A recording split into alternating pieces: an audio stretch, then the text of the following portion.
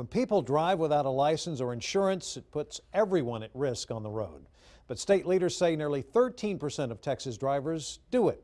KXAN's Lindsey Bramson shows us what changes could be coming to make things safer and maybe even more affordable. Representative Joe Pickett says a decade ago he voted in favor of the Driver Responsibility Program. You get a ticket and sometimes an extra $250 surcharge for something like driving without a license or insurance. But now it's clear the system needs tweaks because many drivers can't afford the cost. Since the program has been created, we're struggling with collecting 40-some-odd% of the monies that have been levied. Pickett says since the program began in 2003, more than 1 million drivers who haven't paid those fines have had their licenses suspended. And many of them are still caught driving illegally, which worries other drivers.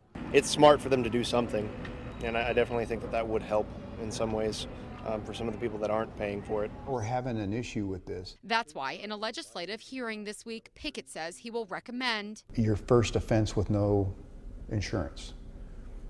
We'll forgive it if you go get insurance within 20 days and prove to us that you've got a 6-month insurance policy. And we discovered at least 7 states enacted surcharges like those, but several have repealed them or scaled them back. Texas lawmakers will take a look at the issue tomorrow at the Capitol, but any changes won't happen until at least the next legislative session. Lindsey Bramson, KXAN News. Thanks, Lindsay. And so just how much are these surcharges? We found out driving without insurance will cost you $250. Driving without a valid license, another $250.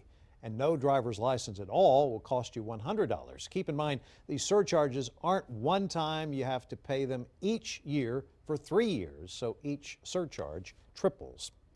And those kinds of surcharges and even bigger ones for DWI convictions, you might be wondering where the money is going.